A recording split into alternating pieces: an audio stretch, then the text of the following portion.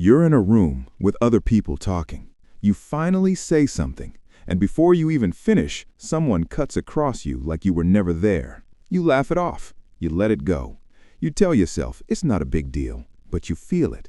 That small sting in your chest, that quiet humiliation, that question you never say out loud. Why does this keep happening to me? There's a version of you that exists in your mind.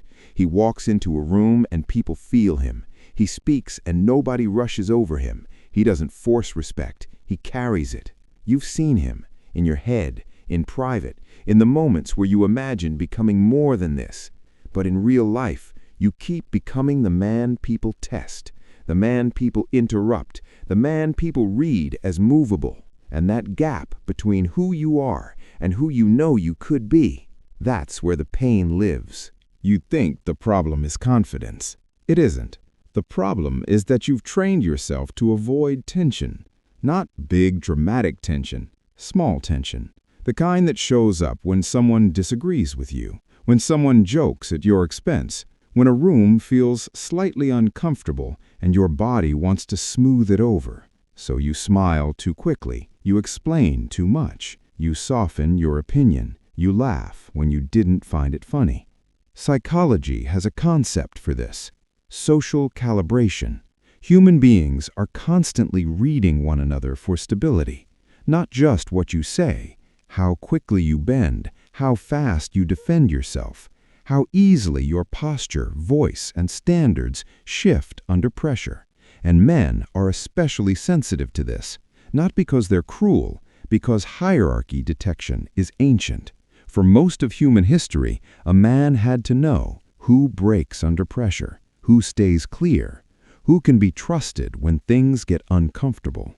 Those instincts never left, they just became subtle. Now they show up in conversations, offices, friend groups, and social rooms. And if your nervous system keeps signaling, "I want this to stay comfortable no matter what," people feel it. They may never say it, but they feel it.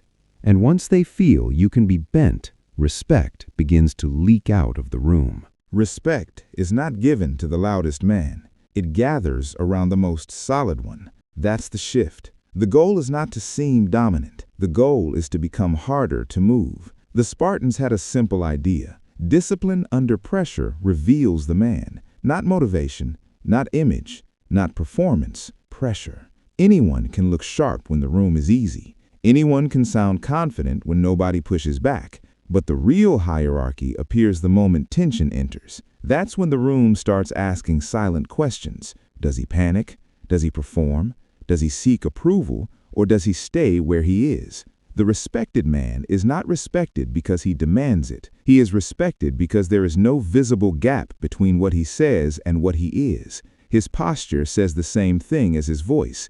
His standards say the same thing as his actions. His calm says the same thing as his convictions. That coherence creates weight, and weight changes the room. This is why some men barely speak and still nobody interrupts them. It's not mystery, it's alignment. There is no scramble in them, no social begging, no invisible apology for existing. They are not trying to survive the room. They are standing in it, and people feel the difference instantly.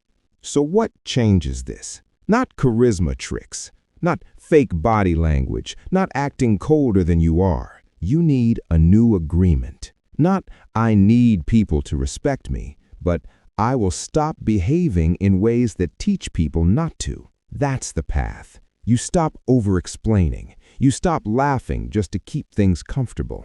You stop abandoning your own position because the room got tense. You stop using approval as a compass. This is not about becoming aggressive. It's about becoming internally lawful. A man who respects himself does not negotiate his standards every time the atmosphere changes. He holds his line quietly. That line might sound like this: "I do not rush when challenged. I do not betray my own words to stay liked. I do not fill silence because I'm afraid of it. I do not let discomfort decide who I become." That's it. Not a performance, a private standard. Because the moment your behavior stops being controlled by tension, people start reading you differently. You don't need to force respect.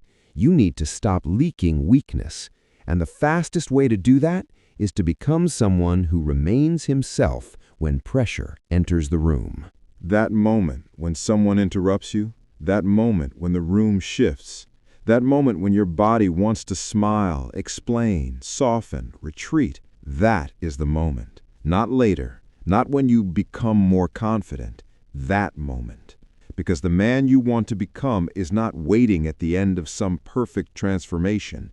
He is waiting inside that exact second of tension, on the other side of the reflex that keeps making you smaller. Maybe next time you don't shrink. Maybe next time you stay.